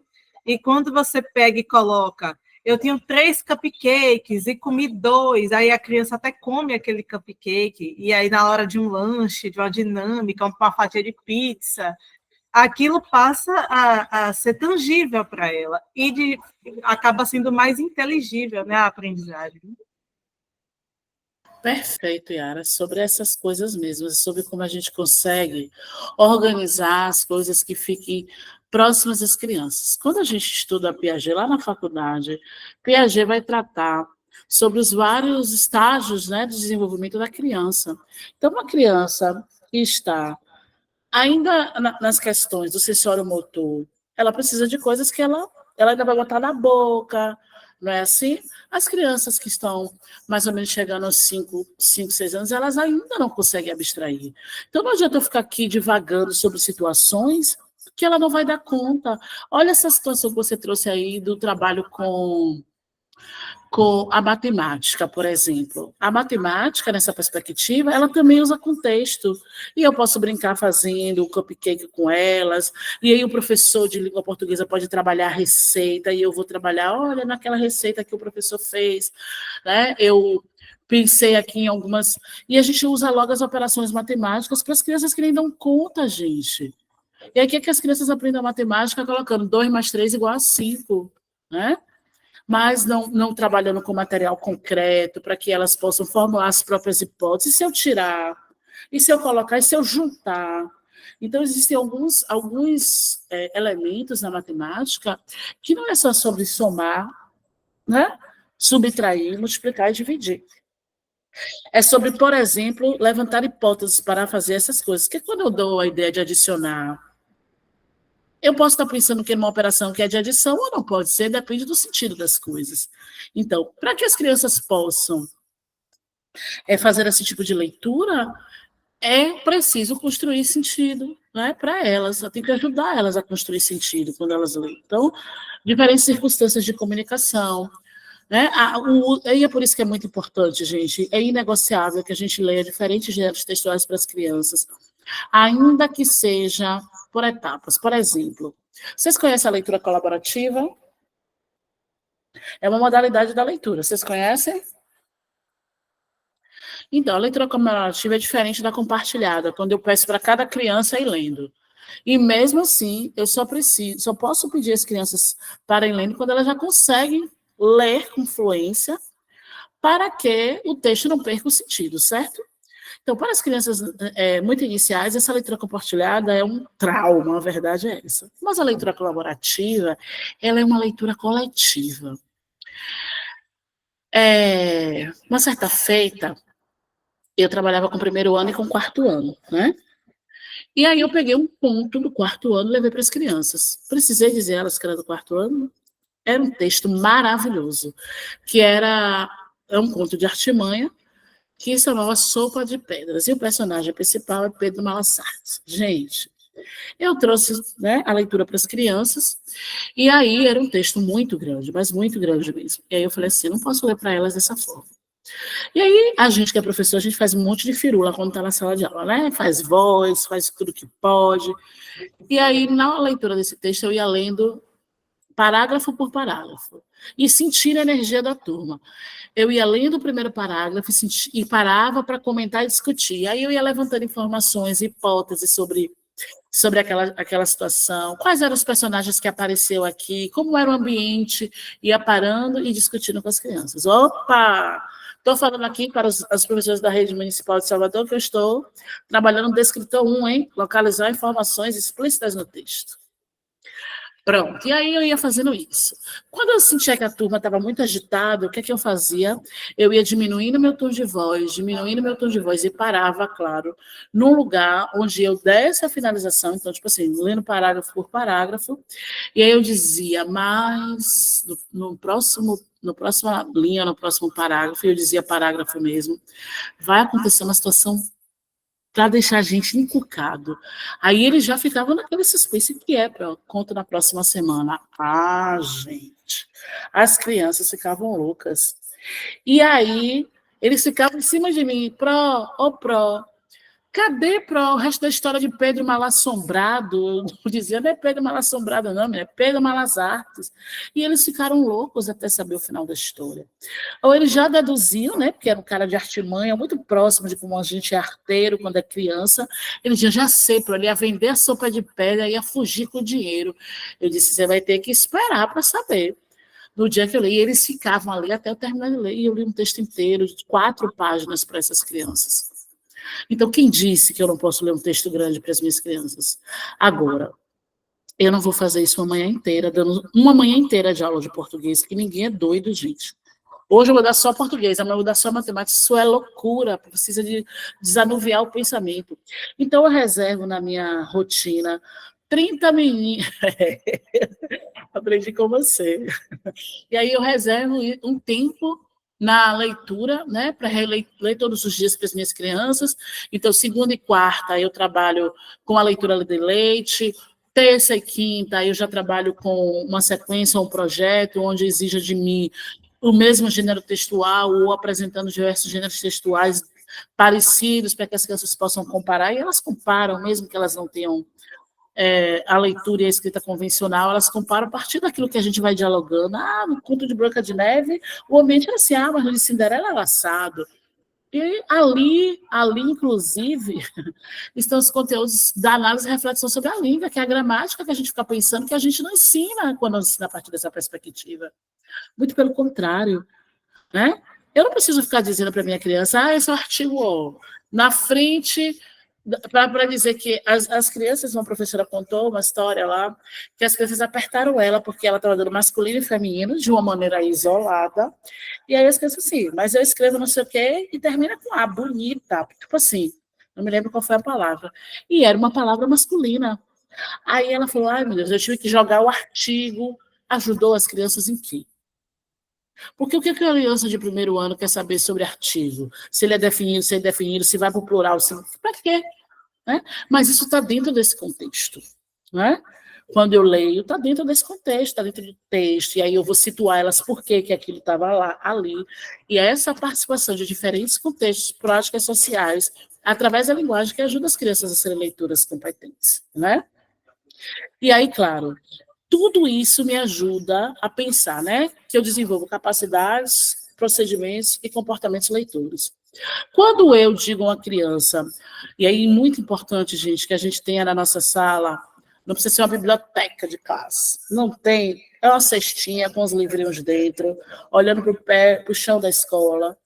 Eu olho para isso e digo, hoje nós vamos fazer a roda de leitura, que acontece toda segunda-feira, os livros já foram escolhidos, as crianças já colocam na agenda literária, várias situações bacanas para trabalhar esse contexto de leitura com as crianças, e aí eu peço a criança para indicar um livro para Kátia. Isso é um comportamento, gente, leitor. Indicar um livro é um comportamento leitor, né? Então, à medida que a gente vai trabalhando essas questões com as crianças, que a gente precisa entender quais são, aí a gente sabe como planejar melhor situações de leitura. Bora ver um pouquinho mais sobre isso. Alguém quer comentar? Até me ajuda a parar de falar. Ninguém, né? Socorro, Deus, me ajuda, pai. Nani, vou te dizer uma coisa, viu? Estudar com você é uma delícia. A gente fica daqui babando. Eu tenho tido esse prazer de estudar com ela, que é uma grande parceira, e aprender com essa grande potência. Eu não consigo nem tirar meus olhos de você, eu estou amando. Ai, Thaís, você é suspeita, não vale. Então, bora lá. Mas, Nani, afinal, que são capacidades, procedimentos e comportamentos leitores. Bora? Estou na fila dessa aprendizagem, né? Tá certo.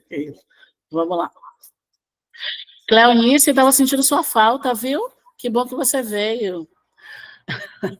Boa noite. Boa noite, querida.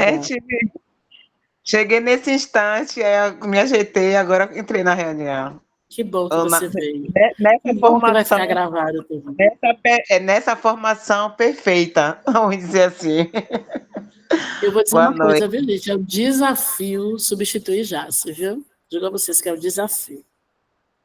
Então, vamos lá. Nani, me fala aí sobre a questão das capacidades de leitura. O que é isso? Porque quando eu vou pensar em planejamento, nada disso tudo que eu estou falando pode ser isolado. E quando eu planejo uma situação de leitura para minhas crianças, eu também não dou conta de tudo todos os dias, não, viu, gente? Eu preciso dar conta de uma coisa de cada vez. E assim, eu fico dando conta só disso até as crianças consolidarem, como disse Keila lá? Não. Eu vou fazendo diversas situações onde eu vou utilizando todo esse movimento, né?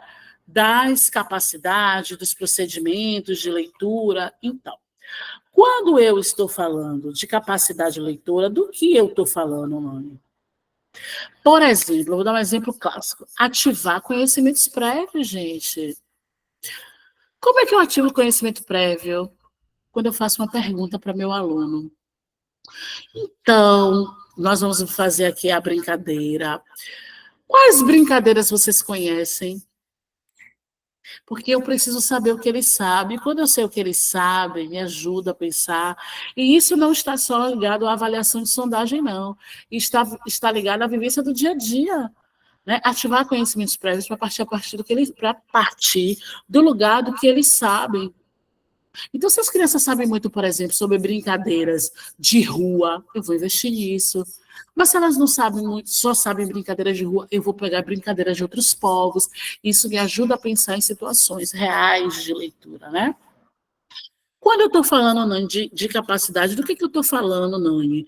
De antecipar conteúdos ou propriedades do texto.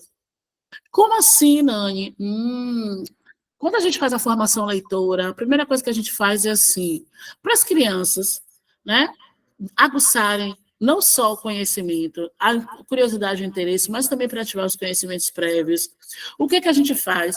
O que você acha, olhando para esse livro, gente, para o meu azar, estou com nem um livro aqui, está tudo no quarto. Aí eu pego a capa do livro, né? Aqui é só uma escrita, então. Eu pego a capa do livro e pergunto a ela, o que vocês acham que essa história vai contar? E elas vão fazendo antecipações para dizer qual é o conteúdo do texto. Isso é capacidade. Né? Checar as hipóteses. Nani, checar como? Bom, eu fiz a antecipação, eles fazem as inferências, né? As perguntas para poder se ajudar a chegar o que tem aqui dentro do texto. E aí o que eles fazem? Poxa, não era sobre isso que eu estava pensando na história. E aí a professora vai lendo, eles, então é sobre isso. Quando ele não chega, que ele não confirma a hipótese do que ele está pensando, o que ele faz? Ele começa a elaborar novas possibilidades, até que antecipa novas informações, a partir do que a professora já está lendo, para saber qual é o conteúdo temático daquele texto. Isso é capacidade.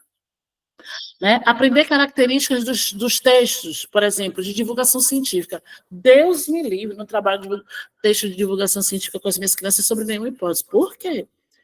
Vou dar uma ideia para vocês. Para as crianças pequenas, muito pequenas. Sabe como é que eu trato o trabalho de divulgação científica, texto de divulgação científica? Por curiosidade. Você sabia?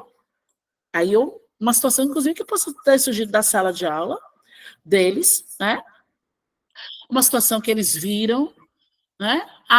Eu me lembro de uma situação em que as crianças queriam tratar, porque os pombos, né, estavam no telhado da escola e aquela confusão, e houve um tempo aí que esses pombos estavam causando doença, enfim, eles causam doença.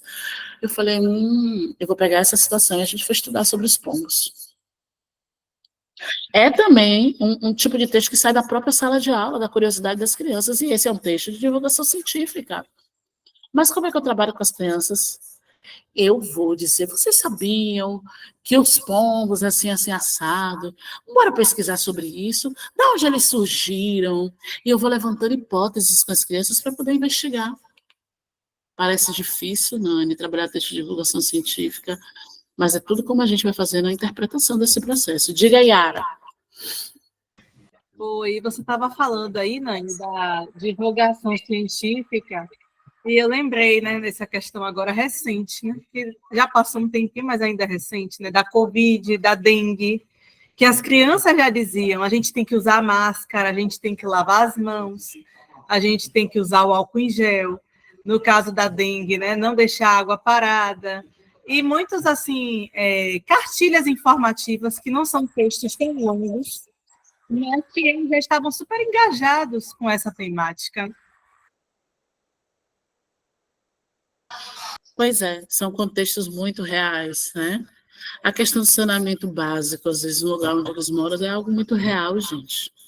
E a gente pode falar sobre a água que corre ao céu aberto, tanta coisa bacana, e é coisa científica. Poxa, eu não tinha pensado sobre isso. Pois é. Mas foi estudando que eu descobri também, viu?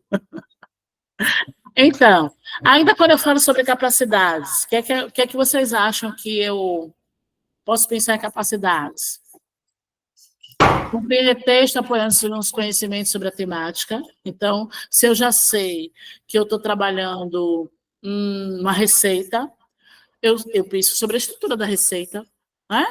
Que me aproximo, por exemplo, também de um texto instrucional, que vai me dizendo quais as regras, e aí o que fazer, como na receita ele diz lá quais são os ingredientes, e qual é o modo de fazer, quantas porções que se serve, não é assim? Então, eu posso cumprir um texto apoiando-se nos conhecimentos sobre essa temática. Obrigada, filho.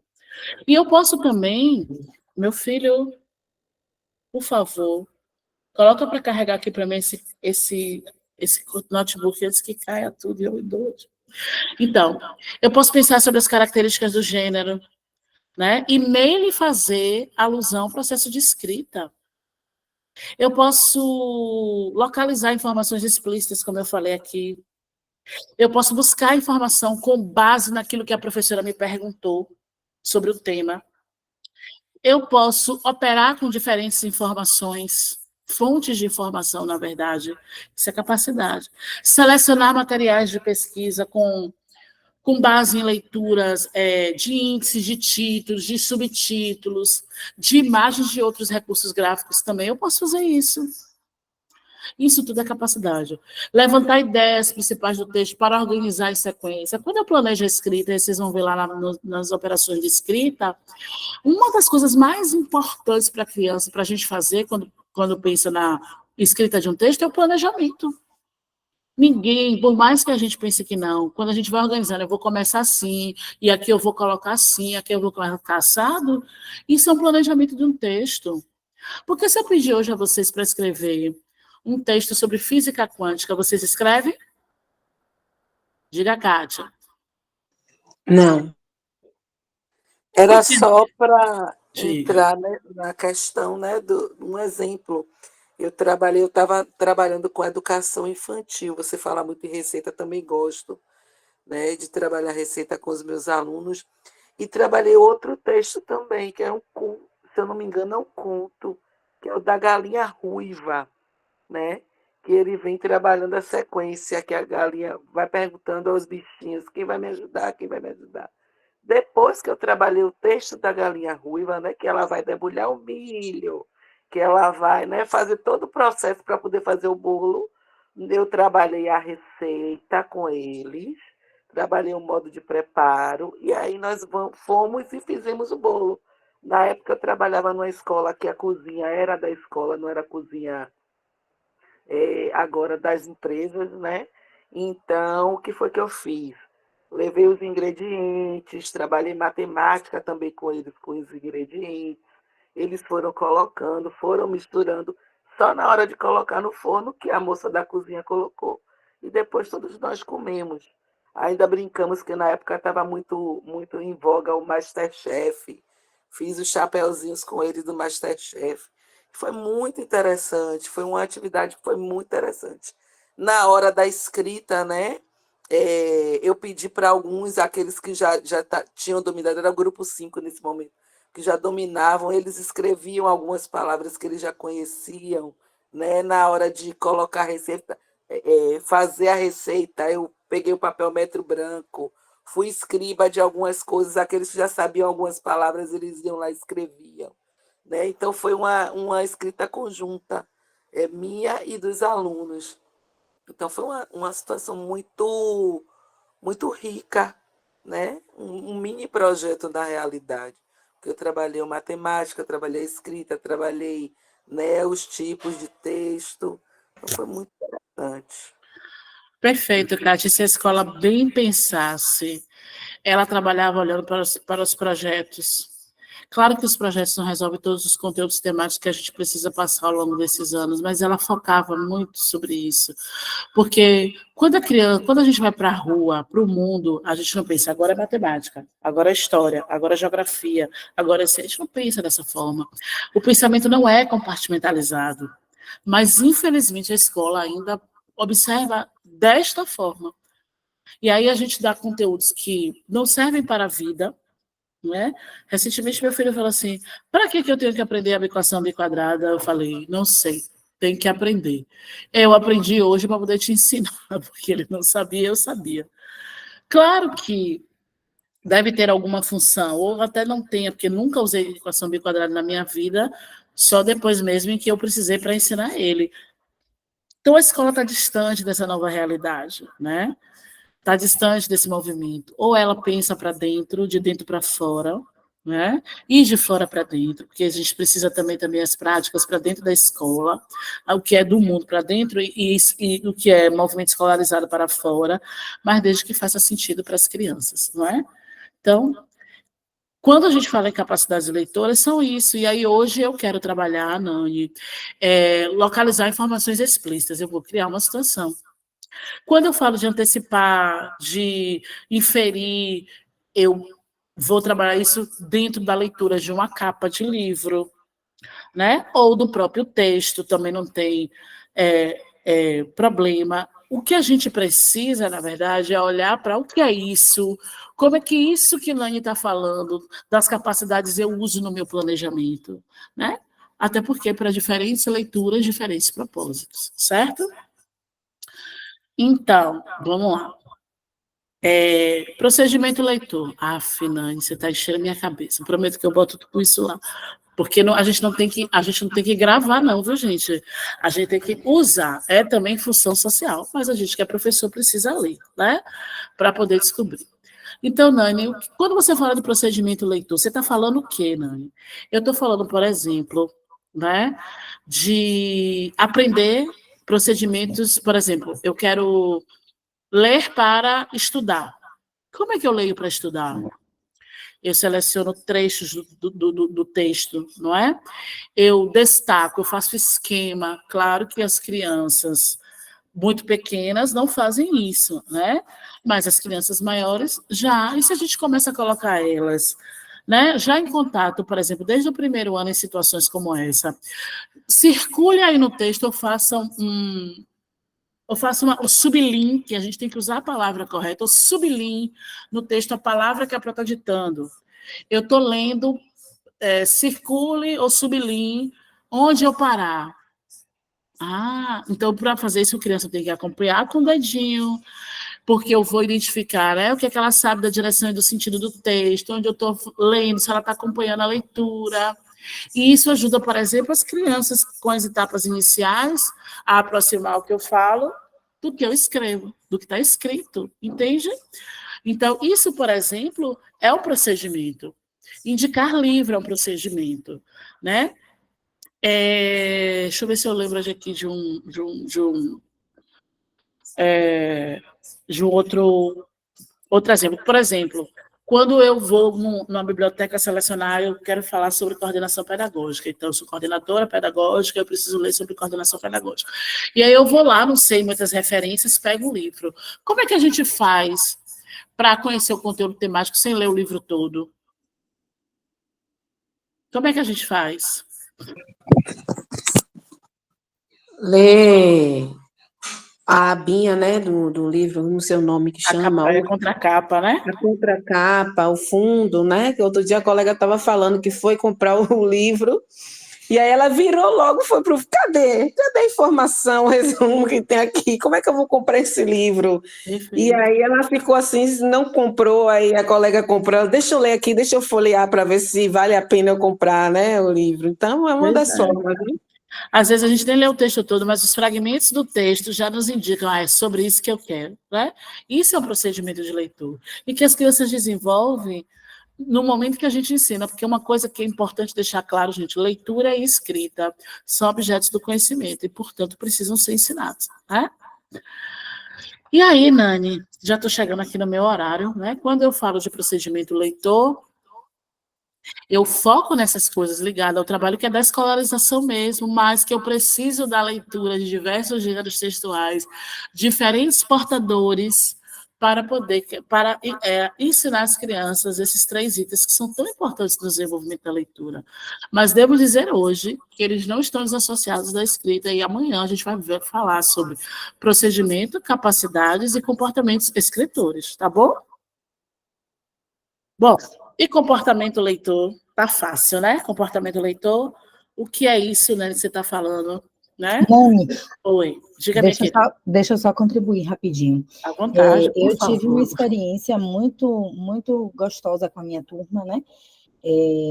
Eu comentei com vocês ontem que na minha turma eu tenho 9 crianças atípicas e eu resolvi, né, dentro de um planejamento, obviamente, dentro de uma proposta toda conversada, né, toda dialogada com a gestão da escola, eu trabalhei a releitura do livro de Ana Maria Machado, O Camilão, o Comilão. E aí, na primeira semana, eu li a história para eles algumas vezes, e depois nós trabalhamos com a a releitura, a gente construiu o livro, né? Cada um fez as imagens do livro. O livro ficou um encanto. Né? Eu vou tentar mostrar para vocês na quinta-feira, falar um pouquinho sobre essa releitura que foi feita com eles. E o que mais me surpreendeu nesse momento foi que depois que nós terminamos, né, nós ficamos 4 meses trabalhando a releitura desse livro de Ana Maria Machado. É um livro bem gostoso que fala sobre solidariedade, empatia, cuidado com o outro, sobre compartilhar. Então, assim, foi muito rico o trabalho. E ao final, né, dos 4 meses, quando a gente já estava fazendo as considerações finais do livro, no final eles davam um novo final ao livro, né, de Ana Maria Machado, e eles me surpreenderam muito quando eles finalizaram, cada um finalizou o seu livro, a gente construiu as imagens, a gente fez um trabalho bem gostoso. E aí, no final, teve a grande apresentação, onde os meus alunos ensinaram o livro, né? Então, a gente conseguiu trabalhar dentro de diversas propostas aí, né? Desde trabalhar a autoestima deles, o tempo todo falando para eles que eles iam conseguir fazer, que eles fariam a releitura do livro e que a obra deles ficariam tão boas quanto a de Ana Maria Machado, né? E a gente conseguiu um trabalho de excelência. Então, foi muito rico poder compartilhar com eles esse gênero, né? Conta para eles, tá, a idade das crianças. Então, uma turma de 4 e 5 anos, né? Uma turma de 4 e 5 anos. Eu trabalhei com a turma de 4 anos no turno da manhã e de 5 anos no turno da tarde. E foi incrível, incrível. Delícia, né? Quando a gente já vai colocando as crianças em situações como essa, elas chegando no 2º ano, gente, oh meu Deus, né? Muito preparadas, muito mais preparadas. Não é sobre alfabetizar, é sobre colocar as crianças em contextos reais de leitura e escrita. Né? E ao colocar as crianças em contatos, né, de situações de leitura e escritas reais, automaticamente o processo de alfabetização acontece. Né? É um processo. Então, meninas, coloca o link da lista de presença para mim, Thay, por favor, aí no chat. Vocês nem me lembraram, tá vendo? Então, bora lá. Bora continuar para a gente terminar, que eu quero ver se eu não consigo passar um videozinho para vocês, tá bom? Se der tempo. Mas se não der também, eu posto lá e a gente retoma amanhã. Tá bom? Então, vamos lá. Comportamento leitor, né, Nani? O que é que você está falando quando você fala em comportamento leitor? Então, participar de atos de leitura já é um comportamento leitor. Ir à biblioteca, selecionar um livro para ler, compartilhar com outros, né, trechos do que leu, no caso, um poema, se emocionou, né, criar situações variadas, mas também zelar por diferentes materiais de leitura, né? Cuidado, frequentar bibliotecas, comentar com os outros o que está lendo, compartilhar leituras de diversos gêneros textuais, recomendar, como eu já tinha falado do livro, né? Confrontar com outros leitores as interpretações. Então, eu leio, não foi isso que eu entendi, não, mas foi isso que eu entendi, né? Então, inclusive, comportamentos leitores e atrever-se a ler textos difíceis. Mas, não de qualquer forma, né? A gente precisa cuidar de como é que a gente coloca isso.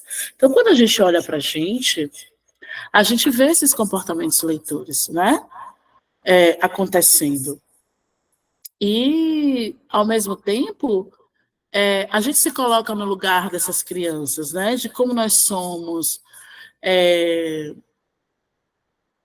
de como nós somos leitores competentes, porque a gente se cerca dessas coisas, mesmo que às vezes a gente não saiba. E aí você me pergunta, Nani, as crianças precisam saber? Não, elas precisam viver isso. E só quem pode facilitar essa vivência somos nós, professores, né? Será que eu deixei de dizer alguma coisa? Eu fico tentando recuperar aqui, porque eu sei que é tanta coisa que eu não quero nem colocar tanta informação, quero dosar, mas ao mesmo tempo eu quero deixar vocês muito tranquilas para viver esse momento, né? Então, até aqui, né? O que a gente pode dizer? Uma síntese rapidinha para eu procurar o vídeo aqui, que não está aqui para mim. Então, vou pedir a vocês para falar sobre isso. Conta para mim. Você falou, Nani, na questão da contextualização também, né? Sobre a utilização da receita e tudo mais, né? Como uma forma de contextualizar e até consolidar o conhecimento da leitura e escrita, né? E eu fiquei lembrando que realmente o quanto a receita engaja, né? Os ingredientes, açúcar. A criança sabe o que é açúcar, ela já experimentou açúcar, ela sabe o que é farinha. Aí, de repente, o açúcar é com C cedilha, é com SS. Como é que escreve açúcar? Porque não é o fonema, né, o som. E o quanto a contextualização traz o engajamento e a vontade de aprender e gera discussão entre eles também, né? Não, é com C cedilha, não, é com SS, não é desse jeito que escreve, né? Fica eles debatendo entre si. Eles passam não só a confrontar o que um sabe com o que o outro sabe, como a contextualizar e gera uma discussão entre eles mesmos, antes mesmo de chegar no professor, né? Perfeito. O quanto eles discutem entre si sobre isso. E aí tem 3 coisas nessa sua fala, Yara, que eu quero comentar. A primeira é que a receita é um gênero textual mais fácil, que aproxima muito as crianças, né, do processo. Gosto muito de trabalhar realmente com elas, porque me ajuda muito a escrever. Mas a gente não pode só ensinar, né, esses gêneros ditos fáceis. Uma vez uma professora fez um comentário comigo, que ela falou assim, Nani, eu não sei o que fazer, porque os meus alunos só escrevem no meio do caderno. Eu, no meio do caderno, Eu digo, gente, é aqui, da esquerda para a direita, mostro, mas eles só escrevem no meio do caderno. Aí me deu aquele insight, aí eu falei assim, você escreve como? Ela, no meio do quadro, né? Então, a gente precisa modelizar outros comportamentos, outros tipos de texto com as crianças.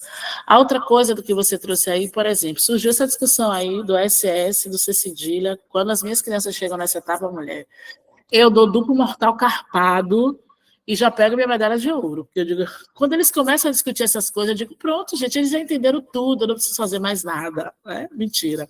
Eu preciso fazer um monte de coisa ainda. Mas como é que eu resolvo isso? Eu deixo essa pergunta para depois, pelo contrário. Eu posso até não, eu informo, né, que é com cedilha mais. Eu trago para eles aí um contexto. Eu fiquei pensando aqui, viu, gente, que vocês estavam com dúvidas sobre escrever tal palavra, e aí eu trouxe outras aqui para ajudar a gente a pensar. Se é com S, se é com SS, você está trabalhando ortografia, não está? Mas ela parte de uma situação real. Entende? Então as crianças vibram ao pesquisar. Né? E aí eu posso fazer um banco de palavras ali, de palavras que a gente precisou investigar para escrever tal palavra. Quando eu estou lendo um texto com as crianças, por exemplo, eu também posso...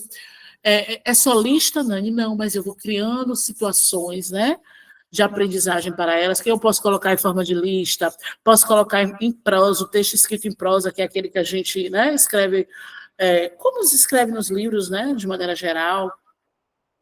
E aí, ali, eu posso usar aquela informação, fonte de informação para me ajudar as crianças a escrever. Então, eu estou lendo um texto, e aí eu vejo que as palavras estão, às vezes, um pouco rebuscadas. Aí eu leio, porque eu preciso dar sentido, depois eu digo assim, quando eu paro para discutir e comentar o texto, eu digo assim, eu achei essa palavra diferente. Aí volto, faço uma leitura só do trecho, eu digo, vocês conhecem essa palavra? Entende? Porque eu já estou sentindo ali que o grupo já está mais disperso, já não dá conta de continuar lendo, então eu já vou fazendo perguntas que me ajudem para outras questões. E aí eu digo para eles, tudo bem, a gente continua na próxima semana, mas eu preciso dizer a vocês que essas e essas palavras chamaram a atenção. Teve alguma que chamou a atenção de vocês? E chamou a atenção por quê? Porque eu achei ela diferente. Quando eu leio, eu não sei o que significa, embora aqui listar algumas palavras que a gente não conhece o significado. E aí hoje as crianças, elas não vão muito para a questão do dicionário, mas é muito importante. Mas eu posso facilitar esse acesso para elas. Talvez com as crianças muito menores, eu vá, por exemplo, criando um banco de palavras, e aí eu já deixo no lugar certo para que elas procurarem, para trazer o significado e o sentido, e onde eu localizo aquela palavra escrita. Mas para as crianças maiores, vamos trabalhar o uso do dicionário. Diga, Yara. Você falando isso do uso do dicionário, eu lembrei da minha própria formação, né? Quando eu tinha 8 anos, que na época era a 2ª série, né? Agora é a 3ª série, eu me lembro que toda segunda-feira a gente cantava o hino na escola. E aí a gente cantava o hino, reproduzia aquilo como se fôssemos copistas apenas, né? A gente cantava o hino e pronto. Até que um dia a professora veio e o texto que a gente ia trabalhar era o hino, que a gente cantava todo dia e hasteava a bandeira, e aí, de repente, a gente lendo o hino tinha assim, o verde louro desta flâmula, as margens plácidas, os raios fúlgidos, e a gente tinha aqui no dicionário saber o que era fúlgidos, o que era flâmula, o que era o verde louro, as palavras do hino, que a gente era mais rebuscado para criança de 8 anos, e a gente não compreendia, cantava aquilo, mas não decodificava, não sabia de fato o que significavam aquelas palavras. E aí foi uma oportunidade ímpar, né, que a gente abriu o dicionário e aí aprendeu como usar o dicionário, que ele vem em ordem alfabética, como é que a gente iria procurar, não ficar lendo página por página, já achar logo a palavra de forma mais rápida, e descobrir o significado dela, e a gente ia achar e copiar no caderno o significado, depois discutir aquilo. E foi uma atividade tão marcante e contextualizava não só o hino, como a aula de português, de gramática, como estudos sociais, que na época não era assim história, geografia, era estudos sociais. E aí a gente contextualizou aquilo com outras matérias também do conhecimento, né, que a gente tinha na grade curricular. E o quanto foi rico, né, aquilo tudo, né? Yara, eu fiz essa atividade com os meus alunos do 5º ano semana passada. Exatamente como você falou. Que legal, que coisa boa. Olha como as coisas que acontecem com a gente e a gente pode reutilizar também. Utilizei o dicionário, utilizei as palavras mais difíceis do hino e ainda trabalhei o significado de cada estrofe. E eles escolheram, eu juntei em equipes, em duplas, melhor dizendo, e pedi para que eles escolhessem a estrofe que eles quisessem do hino, para que eles dissessem o que é que eles estavam entendendo sobre aquelas estrofes. Eu ainda não parei, eu não tive a próxima aula para a gente começar a discutir o significado de cada estrofe do hino. Mas que coisa interessante, que coincidência, que legal, viu? E eles gostaram muito também dessa atividade. Eu tenho uma memória afetiva sobre isso, tanto que eu lembro até hoje que era a Procimone, a professora, eu tenho ela no meu Instagram, achei ela. Falei, professora, eu fui sua aluna da 2ª série, com 8 anos, no Colégio Drummond, que já hoje é extinto. A memória afetiva de cantar o hino, de abrir o dicionário, de escrever no caderno, de pesquisar as palavras, ela fez em dupla. Ainda lembro o nome da menina, que foi minha dupla Stephanie, não sei nem mais, se eu encontrar essa criatura da rua, não sei nem quem é. Lembro o nome dela, que foi a coleguinha que sentou comigo, aí ela separou as duplas, botou 2 meninas, 2 meninos, que naquela época tinha isso, de menina não querer brincar nem com menina. Menina, não quero. Ela aí botou as duplas meninas e meninos, depois as meninas discutiram com os meninos, o que pesquisou, o que descobriu. É uma memória afetiva, né, ligado à aprendizagem. Muito legal. Tomara que os meus alunos gostem também, pelo menos eles disseram que gostaram, né? Tomara que fique essa memória neles também. Vai ficar. Que delícia, Yara, que delícia. Como a gente aprende com as parcerias, né? Será que a gente não se conhece, Yara? Eu também estudei no Drummond, só que minha prova do 2º ano foi a Nilza. Muito bom, tenho uma memória muito afetiva também. Lá Eu estudava no da Pituba. eu estudava no Rio Vermelho. Eu não lembro de você. Também talvez haja uma diferença de idade entre a gente. Eu não sei sua idade. Eu sou novinha. Eu tenho 35, então não sei. Eu tenho 12, então realmente não é meu tempo, não. Brincadeira. Tenho 47, 11 anos mais velha que você. Imaginei que devido à nossa idade, talvez a gente fosse de períodos, épocas diferentes. Me chamou de velha, vocês entenderam, né? Mas está tudo certo. Não, que eu nem sabia a sua idade. Então, meninas, nós temos 4 minutos e um vídeo que eu queria passar para vocês, mas um vídeo um pouquinho mais extenso. Eu vou colocar lá no nosso Classroom. E amanhã eu retomo a parte dele, né? Eu vou colocar a parte que eu gostaria de discutir com vocês, que já tem uma parte, eu tenho uma outra.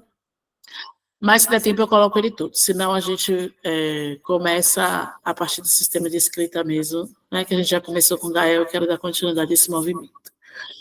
Queria agradecer pelo momento de hoje, né? Foi assim, quase que um monólogo, mas é bacana poder falar para os meus parceiros, eu tenho paixão por ensinar, paixão. E faço isso com muito carinho, né? Se eu puder compartilhar as minhas ideias para que isso chegue até as crianças, estejam elas onde estiverem, isso para mim virou projeto não só de sociedade como de vida, né? Que é colocar as crianças leitoras e escritoras competentes, é meu sonho de vida mesmo. Então, onde eu puder estar divulgando isso, lá estará a Nani, com certeza, e a Virtua se constitui, inclusive, a partir disso.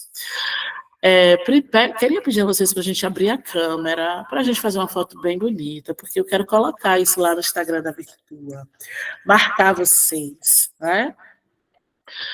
E também dizer, né, que o nosso concurso de bolsa do curso para professor está abertíssimo. Então, quem mais postar, quem mais marcar a gente a partir dos comentários, já vai levar a bolsa 100%. Quem ficar em segundo lugar vai levar de 50%. Quem ficar em terceiro lugar vai levar de 30%, tá bom? Então, eu quero muitas marcações, isso nos ajuda a divulgar o nosso trabalho. E que essa fruta deliciosa que está aí, não sei nem qual é, mas eu adorei, viu, Nádia? A pessoa aqui com fome. Tem mais um monte de gente. Quero ver seu rostinho, Cleonice, que ontem eu não vi. Muito bom. Dona Mitch, eu abro a câmera também, tá? Queria agradecer, gente, dizer que foi realmente um prazer. Hoje a gente consegue respeitar o tempo. Sei que estamos todas cansadas. Oi, Udélia, hoje você ficou caladinha. Mas é muito bom estar em parceria. É o que me move, né? Obrigada, Flávia. Adoro estar com meus parceiros, minhas colegas queridas. Quem puder fazer fotos, mandar para mim. Não esqueçam de alimentar o Padlet, não esqueçam de alimentar as nossas redes sociais. Posta a nossa foto, marque e fala como foi o encontro, tá certo? E isso está valendo uma bolsa para o nosso curso de professores, segundo curso de professores da Virtua, tá bom? Então, sorriam, porque a gente está na Bahia e está na Virtua. Todo mundo abriu as câmeras? Uns podem dizer piso e outros pix, eu quero os dois. Pix. Obrigada, Vamos Pro. lá, 1, 2, 3 e... Viu? Cheio. Quem puder fazer fotos e mandar para a gente, eu vou adorar receber. Tá bom, queridas? Um beijo. Até amanhã, 19h30. Estamos esperando vocês. Um cheiro.